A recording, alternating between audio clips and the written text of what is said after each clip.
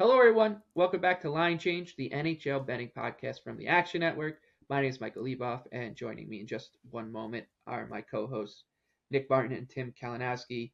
And boys, it is a hockey holiday. Good on the NHL for doing this. 16 games, all 32 teams in action on Tuesday night. Staggered starts, no two teams starting at the same time. It does happen to be NBA opening night, but that's the association's problem to deal with the behemoth that is the NHL and the hockey frenzy. Yeah, Uh, good luck, NBA. Good yeah, luck. good luck. Good luck. How are you gonna beat Ducks and Blue Jackets? I don't know. But obviously we start every show with our favorite underdog picks, and there's a lot to choose from on Tuesday night. A lot of really enticing ones, actually. And from a betting perspective, like this is a wonderful slate, Nick.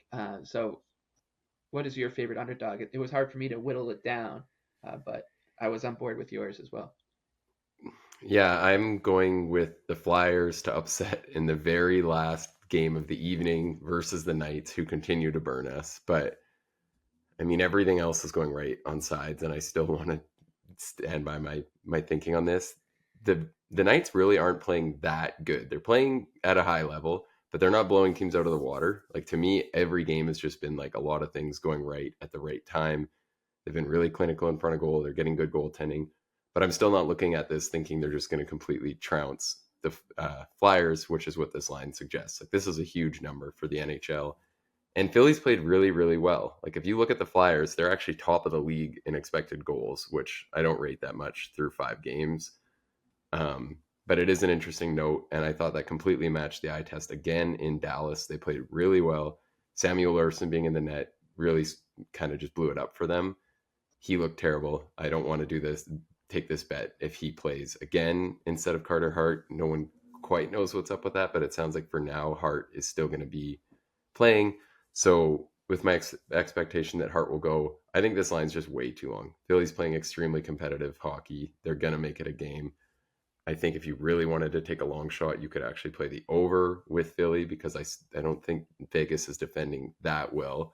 And a lot of the ones that have burned us, I think are just kind of setting us up well in this spot. Like that third period, the Knights got absolutely caved in by Winnipeg. I still think you can win some of these minutes against their defenders right now. I don't even know if I'd say this line will balloon up because I think just sharper people will look at it and think that it's too long. But who knows? I think betting it now at plus anything better than plus 200 is great. And depending on what's out there tomorrow, it could be a smash for me. But yeah, uh, I'm willing to go back to Vegas in the least appealing start time of the night and get on the Flyers to hopefully finally give them a loss. Yeah, I'm with you here, and don't really need to add on to anything you just said. It's just that the Knights are they're good, but there's a little bit of smoke and mirrors here. So happy to take the long number to go against them. Tim, 3 for 3 on the Flyers. Yeah, Vegas just they kind of what they've been doing is out not making mistaking teams. Like they just minimize mistakes, and I think if Philly can be disciplined enough, like we've seen them be for a certain stretch of the season, kind of a pleasant surprise, then the line's too big. If that's the case, if Philly can play that way. All right, on to my favorite underdog. I'm gonna try to beat another undefeated team. That's the Boston Bruins, who are in a really rough spot here against the Chicago Blackhawks. This is the 8:30 p.m. puck drop, right in the middle of the slate. The Bruins are minus 218, the Hawks plus 180, and the total is sitting at 6.5. Yeah, so Boston just swept the California road trip. This is a 4 game swing. 3 California teams now they're traveling halfway across the country to take on the Blackhawks before heading home. And the Hawks have punched up all right so far already this season. So I see no issue taking them. They beat Pittsburgh. They beat Toronto. Boston is a little more, they're much more classy in defense than those two teams. But this is the type of spot that I think you can probably catch the Bruins, a team that all of us were looking to go against so far this season, and the spots really just haven't been there all that often. So I'm happy to take Chicago. They do have a little bit more upside than they did last year because they have NHL players, at least more NHL players throughout their lineup. And Connor Bedard obviously raises their ceiling a little bit. So, Tim, will you join me taking on your Bruins here? There's so many games in this slate, and depending on how my card looks earlier in the night, it's either Blackhawks or no play for me. This Bruins team, you mentioned the road trip, also a lot of fun cities. So we got to hope that the Bruins went out a couple of times during these. Maybe Jake DeBrusk did. Hopefully the rest of the team can, and we can catch the Bruins sleeping here like we've been waiting to do. Please, we need the spot, and I hope this is it. I think I'll put a little taste on the Hawks as well. Nick, anything Boston and Chicago for you? I don't think so. I mean, you said this is a tough spot for them, which I guess it is, but is it ever really a tough spot when you're playing the Hawks? Not that or for the Bruins, I feel like they went like basically undefeated last year. And I think it's Hawks or nothing though, but I'll probably pass on this card. All right, Tim, your favorite dog? Yeah, speaking of spots, this is it's early in the season.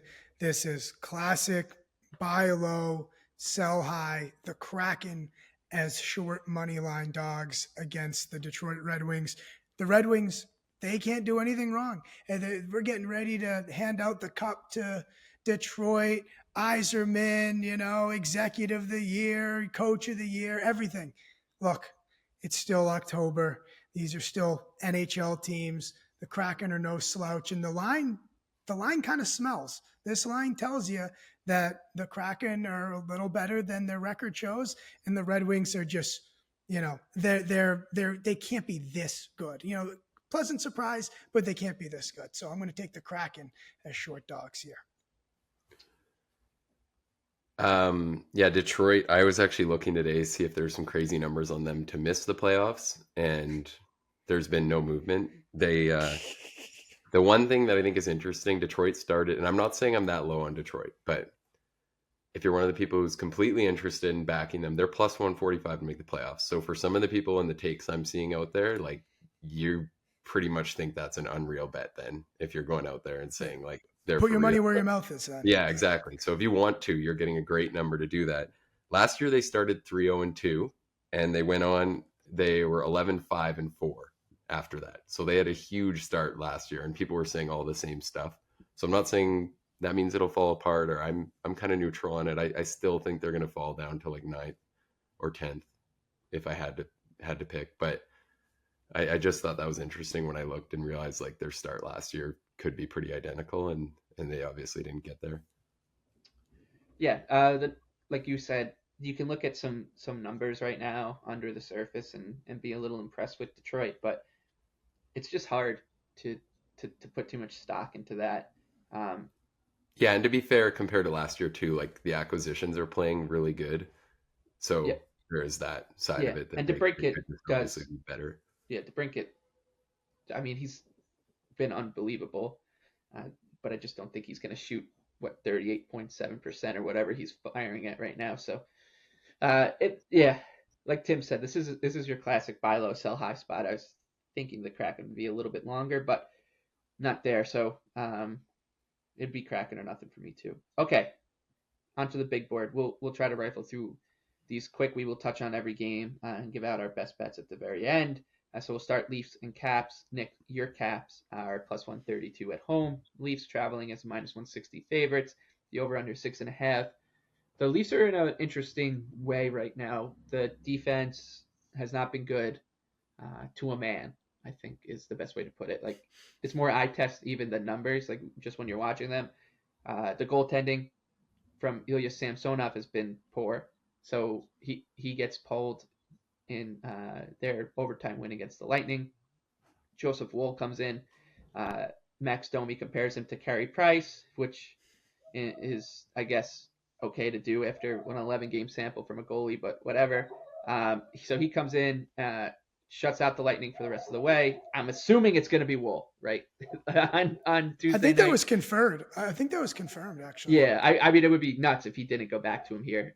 So my question here is, like, can you trust Toronto at this kind of price, even with the way that the Caps have looked? Because I just don't know what to make of Woll. Yeah, I mean, I would still do Toronto or nothing, but Caps just look so flat offensively. Like, I thought Montreal was such a good matchup for them, and I honestly did kind of think they probably deserved to win and were a little snake bitten before they finally got it tied. But it's looking like the power play is horrible. It's so static. Like they're automatically going to be -1 versus Toronto just from the from the special teams play. And then I don't know. I don't think there's much there. Toronto's looked really shaky too defensively, but I don't know. It's such a tough matchup for Washington defensively, and I don't think we're getting a big enough number on them. And then Wall's been really, really good. I think Wall gets the start for sure. Sammy looks horrible. So, the only thing I was thinking was a revenge game, but it's a second season with Toronto, so it's not like you can even. Oh yeah, I mean I don't think they care. But yeah. Two teams in the league have yet to score a power play goal. Who are they? I know the Ducks one got is there definitely first Washington. Washington. And it looks so static. Like I thought Carberry would come in and shake it up. Washington and St. Louis. Oh, that's surprising. I wonder how St. Louis should be decent on that front. Who knows? Yeah. But they all it's the same thing. Same rotations, trying to set up the same shots. Like if you look at the top power plays now, they have guys that are moving and interchanging and trying to drive at players and open stuff up. And there's absolutely none of that on the Caps. So I don't know if it's going to turn around at all. So this game kicks off at 6 p.m. and so the first of 16, and it looks like we're all passing on it. I won't be passing on the next one. The Ducks are an underdog against Columbus in Columbus. Anaheim plus 132, Columbus minus 160, and the over/under 6.5. I like the Ducks here, Tim. I think Anaheim, I think this Ducks team is, and maybe I'm nuts, but look at their results so far. They played the Bruins really well last night. I know they're now traveling across the country, but they beat the Hurricanes. They've lost by 1 to the Coyotes, who are good. They lost by 1 in overtime, I believe, to the Stars. I'm impressed. If we were to put teams in tiers and groups here, we would probably have Columbus and Anaheim in the same group, right? Yeah. And I think Anaheim a little bit ahead at this current junction with Line out too. Well, there you go. So that your math there gets you to, dog. Like that's not how these teams are being priced right now. So, I mean, we like the slate for a lot of reasons. One of them being dog spots like this. I mean, Anaheim has been a tough little out. And Line A, the Columbus situation, you nailed it. I just think the numbers, the math doesn't add up in terms of what we think of these two teams. You give me plus money. I think you have a pretty good case there, Leboff. Yeah, I'm less sold because I actually think Columbus has been pretty solid. Like I think they're getting a little disrespect from you guys to say at home that they're not a little better. And I know the Ducks have played really well, but still, I think this looks about fair. If anything, I kind of like Leo Carlson. I thought he's looked great. Pretty good spot for some offense. I'm going to be watching his Calder number just because if he's going to keep skating with Zegras and Terry, that's such a good situation compared to what the other guys who are realistic. I mean, Bedard looks pretty great. So you got to factor in that he's pretty locked in as the favorite. But I'm going to be watching Carlson because it looks like he's just going to stay on that top line. And that actually should be a really good line. So I like what I've seen out of them. And the goaltending, I don't. And Laine, I could care less. I don't even think he moves the needle at all. Just because he's horrible 5-on-5, and they have I think on a true replacement level, they had guys who are pretty solid not getting any minutes. So maybe I'm being a little tough to say that, but I don't really think it matters. And then the other thing is I'm happy to have Marchenko getting more touches on the power play. I think he gets underused on that team. I think a lot of the usages on that team has been weird, but not a very interesting subject. But I don't know. I think Columbus has played pretty good the last little bit. Yeah. Tough schedule so far for Anaheim. Vegas, Carolina, Dallas, Boston. I mean, throw the Yotes into that category. Yeah. Home opener too, Tim. Yeah. I forgot that the Yotes are in that group if we were doing the tiers. They're one of the best teams in any sport right now. And home opener, like Dick said, for the Yotes, and they lose 2-1. Played all right. I haven't seen any, and it's only been a few games, so it's not like you can just pile them up yet, unless you're the Sharks. But I just haven't seen anything that's glaring for the Ducks yet, and the goaltending's been pretty decent. I'd prefer Lucas Dostal to John Gibson in the spot, but even so, I think that the goaltending edge will be with Anaheim regardless of who's in net too. Sabres and Sens. The Buffalo is traveling as a plus 132 underdog. Ottawa minus 160. The over-under is 7. Buffalo is one of 2 teams, along with Montreal, on the back end of the back-to-back for this one. The Sabres looked good against the Islanders. I think they caught the Islanders in a great spot there, with the Islanders on the second half of a back-to-back, traveling after playing the Devils and going overtime in that one. But they did look good. That was their best performance of the season by far. Ottawa just didn't get any saves from Korpisalo in that loss to Detroit, so hard to kind of dock them too much. I would assume Forsberg goes here for Ottawa, and Eric Comrie goes for the Sabres. I think this looks about right, though, Nick. Yeah, I agree. I think if you can get 6.5 to minus 145, that's a play, but I don't know if those will exist tomorrow. Just same thing. I'm still willing to bet on Buffalo just playing a lot of higher scoring games. And even the Islanders game they defended really well, but offensively, I think they're going to lock in and start really producing. Yeah, Varlamov was really good in that game. Yes. Hopefully that starts tonight versus Montreal. And and then they get going. Tim, anything Sabres and Sens? I mean, Buffalo has to figure it out on the power play. That's gonna. Excuse me. We think of them as being dynamic offensively, and I don't know. Obviously, these things don't. There's regression to what your actual number is, so they're not going to be this dreadful. But I guess I'll ask you guys how alarming are stats like that early in the season? I would say, not too alarming. Like, you look at that power play, it's going to work. Like, I think it's just so hard to cover Thompson and Dahlin. Like, Dahlin's so good at helping him open it up. I like the other guys. I don't know. Even Cousins coming off the other side. I just feel like eventually it's going to work out. If I had to bet on them being a top 15 power play, I still would. So my opinion would be not very. I think it's kind of indicative of their entire team right now, and that we just have to see it to believe it, more of it. Like, I don't want to, I'm not, jumping out of my skin to go run to the window and bet Buffalo right now, because I just have too many questions. I need to see it. Carolina and Tampa now, 2 teams off to absolutely peculiar starts. The Canes are a slight favorite on the road at minus 113. The Bolts at minus 106. The over-under is at 6.5. I can't believe I'm saying this, but you might make an argument here that Tampa has the goaltending edge with Jonas Johansson in goal, with the way that the Hurricanes goaltending has looked. And Johansson was pretty good again against the Maple Leafs. Really, the Lightning could have lost that game in regulation. I have absolutely no betting interest in this one. I don't want to go near either one of these teams at all right now. Who knows what's going on with Carolina? I'm sure they'll sort it out. Tampa also got absolutely no idea what's going on with them. It's just, this is a very strange one, Nick. Yeah, I didn't have anything here. It's definitely a good game, but not a lot. And Carolina, it's insane. Like, it kind of reminds me of Toronto last year when they were like 500 through like 8 games or whatever. Like, I don't think you can worry about Carolina being 3-3 through 6.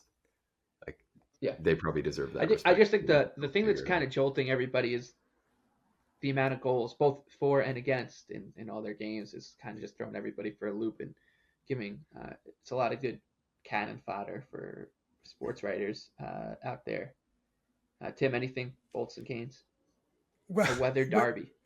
What kills me is both of these teams, we would normally be salivating with a short line with either of these 2 teams. And now I have to sit here and let this game pass by with probably no action, even though I'm like, oh, Lightning, Canes. I feel like there's been so many regular season games in the last 3 years where Carolina is plus 110 at open in this spot. And I think it's a smash bet. And I think they actually have paid off a lot on that, but I don't know. Perhaps not this season. Looks like there's some actual flaws, and they're still a slight favorite. So We'll learn a lot from this game, I think, about the direction of these two teams. I mean, Carolina clearly hasn't figured it out defensively from all the ads that they had, and I have some friends in Carolina who are follow the Canes closely and get a lot of Brett Burns texts during Canes games. So I mean, Yeah, that's I concerning. I think Orlov's gonna figure it out, right? Like he's gonna be better than he's been, I think. Yeah, I don't know. think Maybe so. I'm biased I because I do love think like him. Burns is the type of guy too. Like when you're embedding, even Tony DeAngelo, even he was there with the Hurricanes for a while, but he never played on defense with Brent Burns. There are some players you gotta adjust to, and Orlov and Burns adjusting to them. No Pesci, no Aho. Yeah, that's a big one. Pesci's so good, and Yeah, Aho too. Like I don't know. It's hilarious that 3-3 is this big of like a so, disaster apparently. the one thing I'll say about this game is like both these teams are struggling mightily defensively. Uh, both teams have been all over the map in terms of performances. There's going to be value on betting like a very, very low event game. Like there's going to be some big numbers out there on like alt I unders. It can't just with is. Tampa right now though. Like their defensive play is horrible, Yeah, that's and what I'm like saying. who's gonna turn it around? Like I thought our guy Sergachev would be good, and that I pairing's a know. disaster. And then Hedman's gotten so much worse defensively that Yeah. I'm just like, I don't know. I think Yeah, it's that's know what what I'm saying. this Like with the fact you can't trust either defense, and they both played some wild games. I think that the stars would have to align, but if you chase like an alternate under, you're gonna get big numbers. I smell overtime.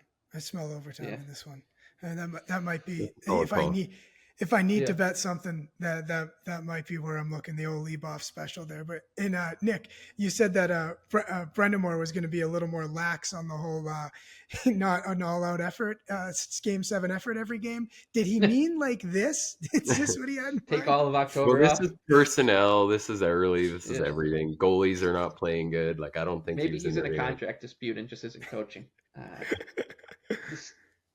On to the Stars and Penguins now. This one in Pittsburgh.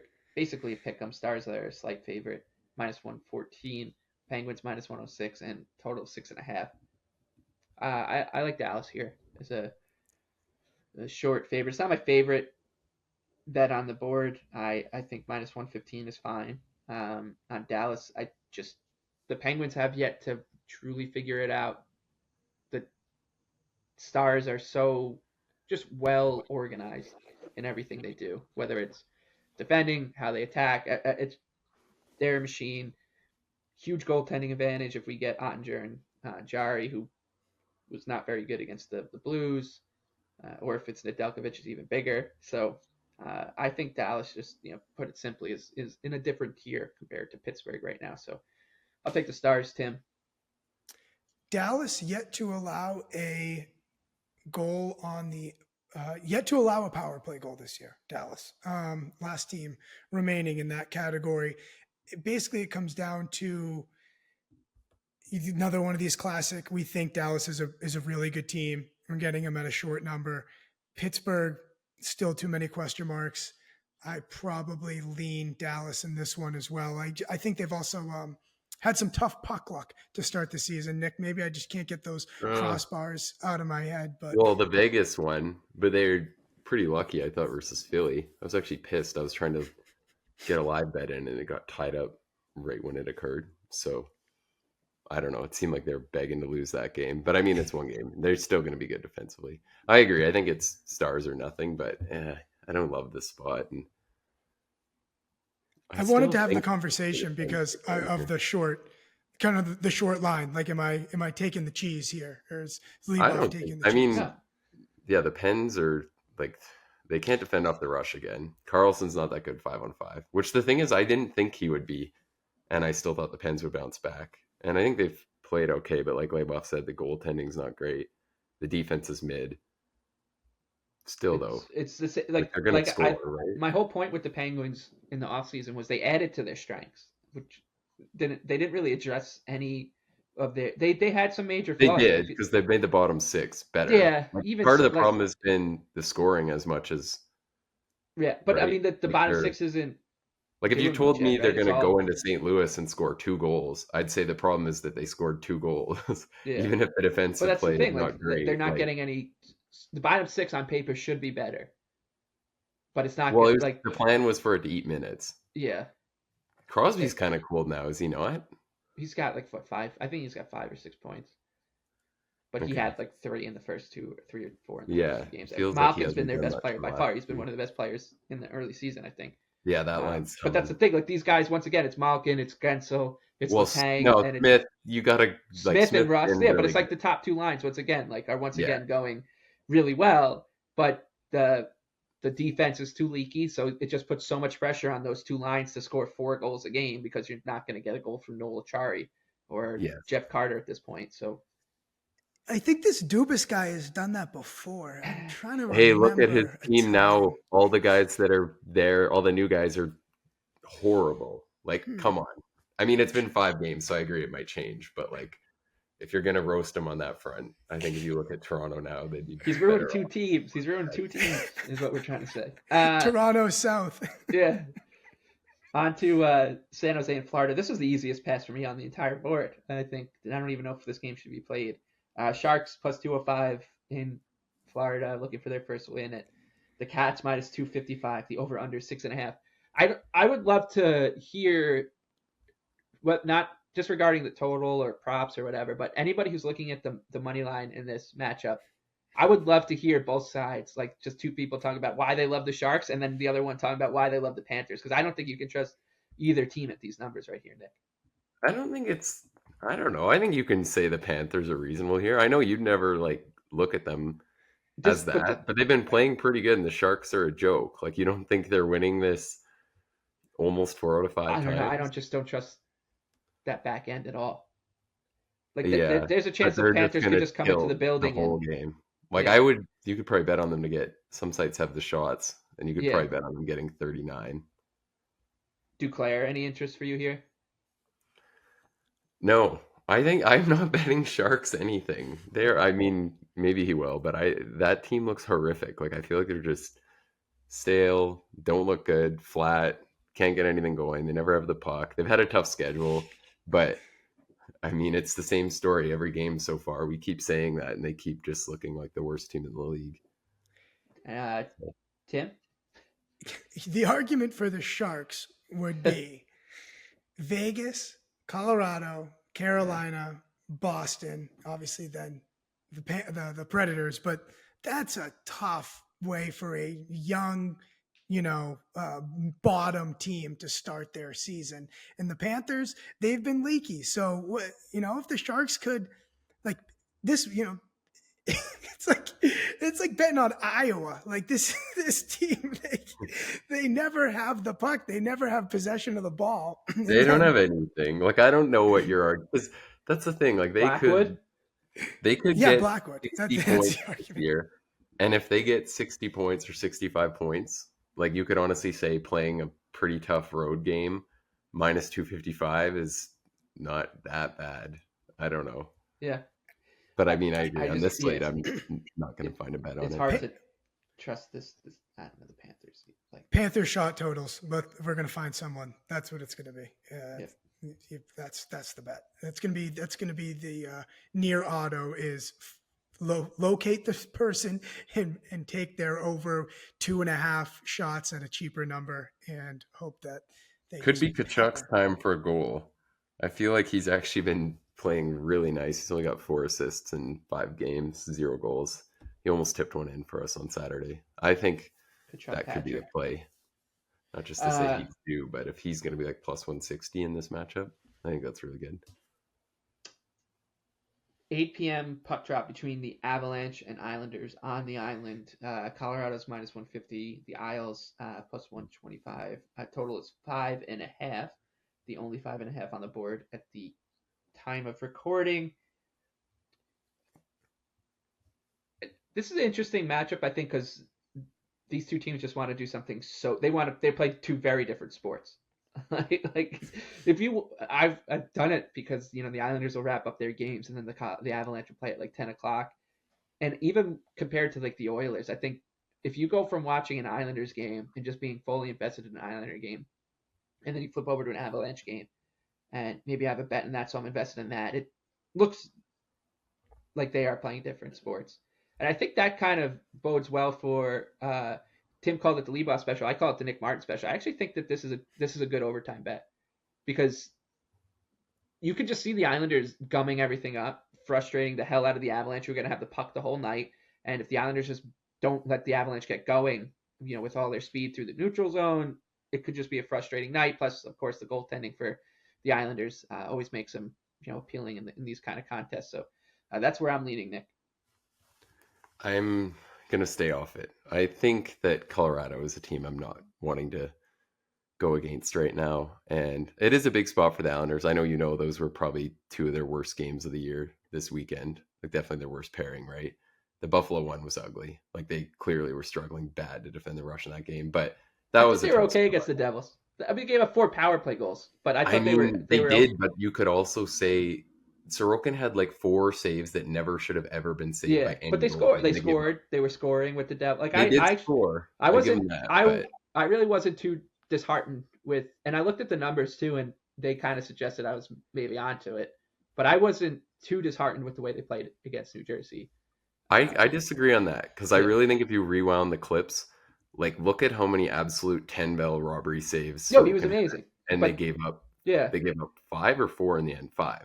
They gave up 5, 4 on the power play, one on. I agree, but that's part of it. Like I think if your goalie's that good and you give up 5, that's scary. And you're getting. That was definitely the best goaltended 5-on-5 5-goal game I think I've ever seen. I think it's maybe I'm just being I'm drunk because they scored and they never score.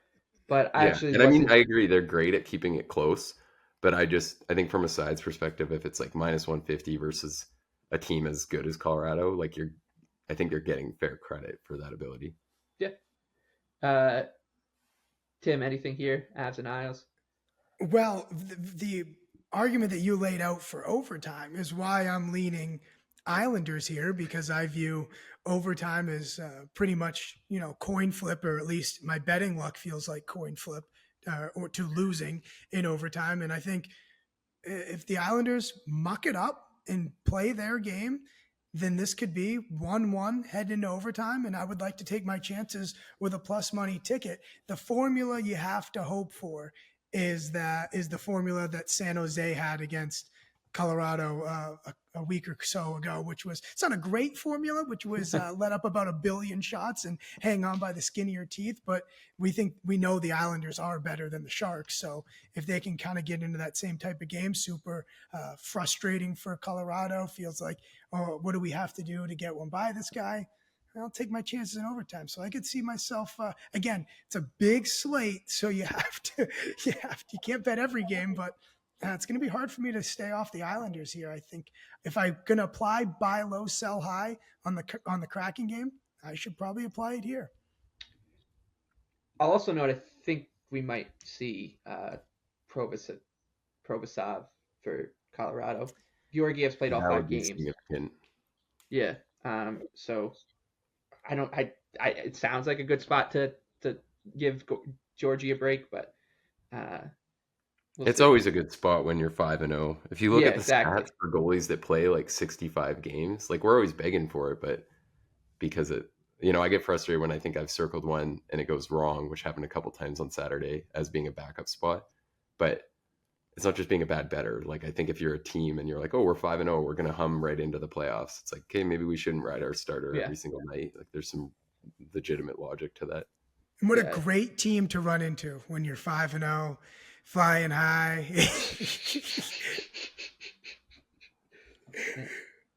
I stand by it. I don't think they played all that terribly. No, I agree. No, I'm dead serious. Here comes that. I know. No. I think I thought those 2 games were by far their worst 2. They were, yeah, absolutely. They were. I thought they were awesome against the Coyotes. Then they started to play worse against the Devils. But I just don't think we'll get too deep into it. But I think that what they showed going forward kind of made me more encouraged than what they were giving up going the other way in what was a wild game, fun game to be at. Love Bo Horvat. Told you guys, Horvat and Barzal were going to score. Well, if they score 5 and you name the whole team in the group chat. The only guys that can score, Leboff. Wow, great handicapping. No, bro. I never named Nelson. Nelson scores every game. Blues and Jets. St. Louis plus 130. Traveling to Winnipeg, the Jets at minus 156 and the over under 6.5. I would lean towards Winnipeg here, but I think I'm gonna just stay away from this one, Nick. Yeah, I think a small bet on Winnipeg is really reasonable. I think they should be closer to minus 180 here. And loved the Vegas game. Pretty good performance in Edmonton. I still feel like they're going to get going and kind of a team I'm willing to bet on. The Blues, maybe looking a little better than I think, but I still think those flaws They're are getting great there. goaltending too. Yeah. From So Bennington, yeah. I think you could bet the Jets here to minus 180 very reasonably, or if you want to use them as like a parlay piece on this huge slate, I think that'd be very fine. Tim?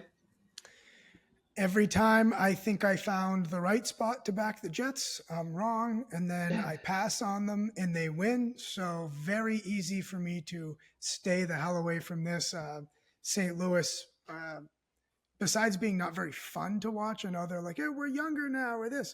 They're not very fun to watch. I'm going to pass on this one. I'm going to take a break here. A true pick'em between the Oilers and Wild in Minnesota, and a total of 6.5. Connor McDavid is out for a couple of weeks here. November 13th, they play the Islanders. I'm imagining that will be his first game back, of course. Just like Crosby after his long layoff, and he took the Islanders for a spin all that like a decade ago. I'm picturing something like that. I would still lean towards Edmonton here. Both these teams have been pretty bad out of the gates, but in this spot, like I don't mind going up against Minnesota with a pick'em team. Pick'em with the Oilers as a pick'em, I should say. The Wild just haven't been good, and they're still missing Spurgeon and Boldy. So, are they going to be able to even score with this version of the Oilers? I don't know, and they'll probably need to because they haven't been getting saves or defending all that well. Nick, anything? No, I think this is a fair number. The Oil's struggle seems legit right now. They can't sort it out as a team. I don't think they're playing great, and I think you take McDavid out of the mix. If I were to try and bet something on the Oil here, it'd be some sort of prop involving kind of, whoever you think. I think maybe Evander Kane's shots could be really sneaky because he should get more minutes, and I don't know. It'd be scary. I'd want to see how it's going to go because it could be. I'm sure everyone heard his comments at intermission, basically calling out his ice time. And that could go either way. Maybe they just say like, screw you, and try to send a message that you're not just going to basically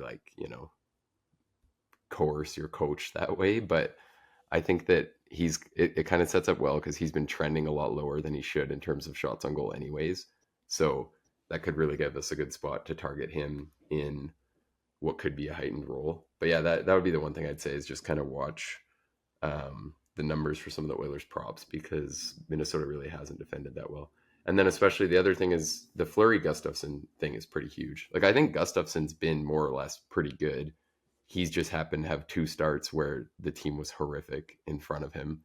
Like I think there's been a lot like that, like Fantilli's first goal and that sort of thing where they're just breakdowns and it is what it is. And then the nights where there wasn't full blown breakdowns, he's looked pretty sharp, I thought. Tim? Yeah, to me, I think that it sounds crazy to say the losing McDavid could be kind of a wake-up call in a kind of a good thing for Edmonton. I think that we see this effect in sports a lot. The team that's lost their star player and they then go out and give all-out effort, at least in the short term. I mean, it looks like McDavid's not expected to miss too much time, but look, that sometimes is like the best thing that can happen to a team, and you'll learn a lot about the rest of your team. And with the short price, true pick'em here, I think I'm going to take my chances with the Oilers here. I know I was banging the Wild drum on one of the episodes last week against Montreal, but I think this is just a little too cheap for the Oilers, who we think is a pretty damn talented team. Yeah, I think that's a really good point. We see that all the time where it's like 1 or 2 outings, 3 outings, teams can hide perceived flaws. A couple guys step up, a couple guys make it work. And then it gets to that point where the other teams are adjusting. They're figuring out how to play against that sort of thing. those guys come back down to earth. Because I think we see that all the time, where it's like you plug and play and it works for 3 or 4 nights, and then it starts to fall apart, and they become the flaws that everyone's expecting. Yeah, especially in this situation too, where it's like you just have to have better attention to detail and not make so many boneheaded mistakes defensively. And with McDavid, so when you take him out, it's not like, oh, here comes Connor McDavid to fix all our issues. Just pass him the puck in the defensive zone, he can break it out, score, whatever. So I think that is a point well taken, Tim. That Draisaitl guy is still pretty good too, Like Draisaitl's good. Bouchard got on the board the other day. Who knows? Canucks and Predators. The another game that's close to a pick'em. Canucks even money underdog. Preds minus 120 at home and a total of 6.5. Man, it turns out that you can't win the Stanley Cup in the first 2 games of the season. The Canucks have been all over the map since then. Some games they've just been played off the ice. Other games they've looked all right. Gutsy effort against the Panthers the other night. Another pass for me. I think that I'm tempted by Vancouver here, Nick, but I don't really trust them. Yeah, at plus 102, I thought there was enough value for a small play in Vancouver. I thought they were a really good example heading into the game in Florida, and it was a really close game. So it's not like I'm going to sit here and say they were brilliant, but considering the number, that you don't want to put too much stock into just expected goals early in the season. Because I looked before that game, I had a game preview on that one, and I was pretty shocked to look that Vancouver were like dead last in the league. Like I'd watch both Oilers games, the Philly game, which I think sewered the numbers a lot, and then the Tampa game was a tough spot. But I'd followed them pretty closely, and I didn't think that was like dead worst performances. Like I didn't think they were a team that was just complete luck box, which is basically what that was suggesting. So I think that's a good thing to look at like early in the year and be like, those numbers aren't everything. They can swing really quick.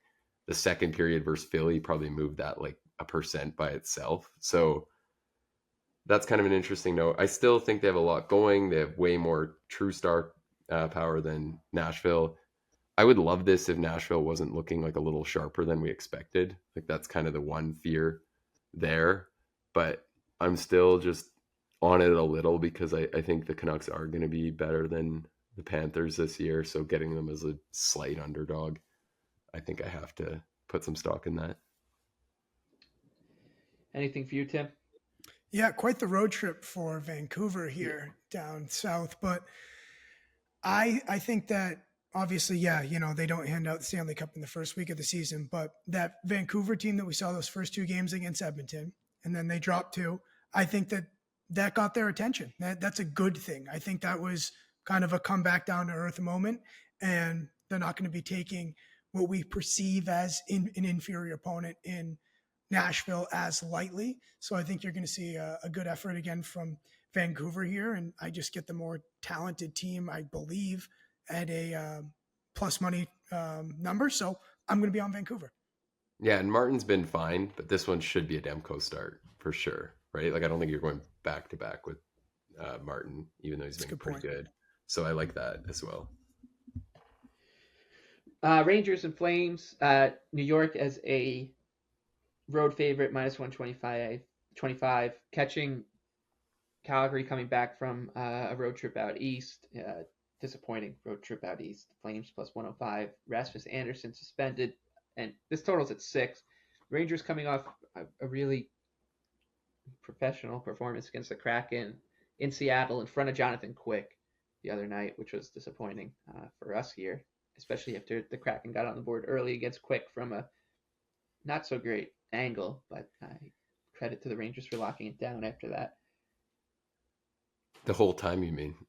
Yeah. Because even that, I'd say, is fine. Sure. Yeah, they were really good defensively in that game. I think nothing here from anyone.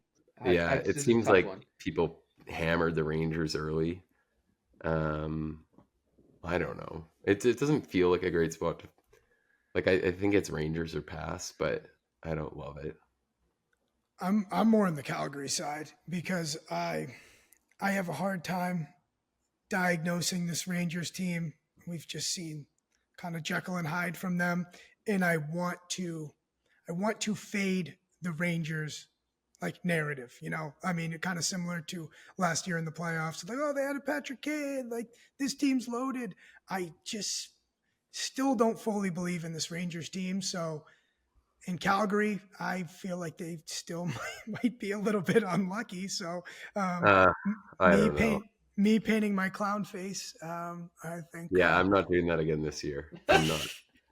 So I just think their offense too, like Kadri looks horrible, right?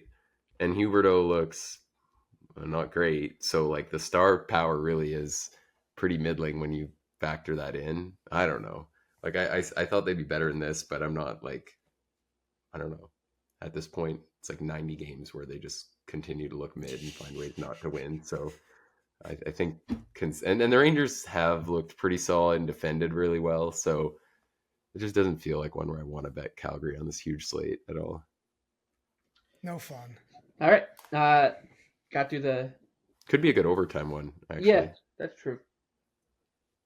All right, got to the big board here. On to best bets. You two have a best bet in the same game, different plays. But Nick, you can get started. I don't even know what Tim is on here. But I like the New Jersey Devils to cover the puck line at anything better than a plus number versus Montreal. I think this is just a horrible spot for Montreal. They play Monday night in Buffalo. Still don't think they're going to defend all that well. New Jersey had some miscues versus Dallas, but they were kind of humming aside from that, right? Like they had some crucial breakdowns in bad areas, but at the same time, offensively, they look like a complete wagon, which is what we're expecting. I'm fine with this if Hischier doesn't play. I'd love for him to play. It sucks that we're kind of already the sweat on the Selke is, I thought the one issue was that he can't stay healthy, and that is already coming into play, but they're just so deep offensively. They play so fast. Their power play looks lethal. I think they're really just kind of about to get going and become the team we expected. So you catch a Montreal team that's not going to have much of the puck, that's not great at defending overall. They've been reasonable this year, but I still think that New Jersey should score pretty comfortably in this game. I think if you're getting better than a plus number for the Devils to just break it open, that's a play I really like. And then I think the Devils props too, like they'll be super chalky, but it's such a good spot for the top guys on that team to just thrive. Like Montreal really doesn't have any matchups that I'm afraid of them putting Hughes' unit on. So I think it's a pretty good spot just to target a chalky favorite. And I don't really see how this is minus 230. Like I think it could be minus 275 easily and be reasonable at that. Tim? Yeah, just piggybacking off of that, I in full agreement with the spot for the Devils, but I just think the door is ajar enough for Montreal to hold up their end of the deal and push this thing over 6.5 goals. New Jersey averages, a billion shots a game, but they also allow a fair amount of shots per game. So I think that, hey, New Jersey gets the lead, then maybe they fall asleep for a minute. We get maybe a Cole Caulfield snipe off the rush or two, and bang, we're over 6.5. Yeah, I'm not going to dispute that at all. Like the Devils have been pretty shaky defensively, but pretty good matchup. Gave up 4 to the Islanders. Sort it out and get it going. Which is like giving up 400. Yeah. All right, my favorite bet, the only game we haven't talked about yet. I like Arizona. Big surprise here. They're plus 170. On the road in LA, the Kings minus 200. The over-under 6.5. I just don't think the difference between these two teams is this wide, even with Arizona on the road. I think Arizona's still on the ascendancy here. Let's look at their 5 games played. They've got 3 wins. One against the Devils on opening night for Arizona. Then a win in St. Louis, which was just an absolute rout. And then a 2-1 win over the Ducks in their home opener. Well defended. And the kind of consistent theme here. And the 2 losses were both by 1 goal.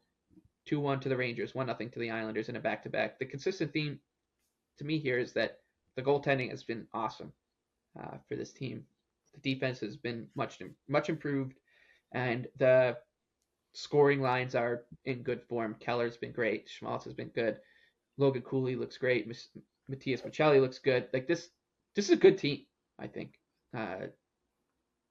We're learning that pretty. We had a feeling this was the case, but the rest of the league is kind of learning this on the fly. They haven't had a bad performance yet, so I like the Coyotes in a game where they'll have a pretty distinct goaltending advantage against whoever the Kings want to throw in there, Nick. Yeah, I would never bet the Kings at minus 200 in this game. I don't know if I'll play the Coyotes or not. There's still so much value in it for us if every time they get a win like this. But I fully agree. Like, I don't think there's going to be hardly any games at all where you want to fade Arizona if the other team's minus 200. Like, they're too competitive. They've got a good goaltender. They're really scrappy right now. So it'll probably be a bit until I find a spot where I want to fade them at that kind of a number. And I'm keeping my eye on how much lower Turidny gets. I know it's already moved down a lot and we've pumped the tires on this a ton, but I did circle that. So if they split the games with the Kings and they've then got the Hawks, the Ducks, the Canadiens, the Jets, the Kraken, the Blues, the Preds, that is a super, super easy schedule. So that's one where, like, I think just on a night in and out basis, watch how they're looking, watch if that number is getting moved, because they could absolutely crush that. I mean, I'm obviously being quite hopeful, but if they do, and then that number is still sitting close to where it is now, I think worth adding more. Like, why not? It's still, like, if you can get like 25, 30 to 1. Yeah. And some books are really respecting this. And yeah, like some of the teams too, like I think it's setting up pretty well in the early going. Some of the teams that are starting out red hot, like Vegas 6-0, Boston 5-0, Colorado 5-0. I don't know if those results will hold. I still think they'll come down to earth. And I think unless they put up like Boston level, like 125 points, they're not going to be like appealing Jack Adams candidates. So I still like pumping up some of the long shots in that market. All right, Tim? Oh, my bad. I'm also kind of shocked. I want to get your opinion real quick. Over under for this game, 6.5. I thought it would be shaded to the under. The time of recording this, shaded to the over. Arizona's been an under team. LA's been an over team. But I feel like I lean more in the under direction here because I don't know. I'm not aside from some bigger wins where they kind of blew their opponent out. Like Arizona, just I don't know how often they can score, how easy it comes to them, even if we like them in this game. Yeah, I agree. I think 6.5 definitely gets significantly more juiced by puck drop. I think that's a really reasonable take, and yeah, we talked about it, but the Kings shouldn't be shaky defensively, right? They've got shaky goaltending possibly, but right. They're still a team. Like, if Arizona's going to come out and play a structured lockdown kind of game, I think Kings are someone we can be happy with betting an under on for sure. Mm-hmm. All right, 16 games done and dusted. Off the top, our favorite underdogs were the Kraken, the Blackhawks, and the Flyers. Nick's favorite bet is the Devils on the puck line. Tim likes the over and Devils and Habs. I like Arizona as a plus 170 underdog in Los Angeles. This has been the longest episode of Line Change ever. We'll be back on Wednesday morning for what could be the shortest episode of Line Change ever, with one game in the docket. We'll probably talk a little bit about what we saw on Tuesday night and continue to give a little bit of a big picture look at the league, and then we're back again on Thursday morning to preview that slate. For Nick Martin, Tim Kalinowski, good luck on Tuesday night in the Frozen Frenzy.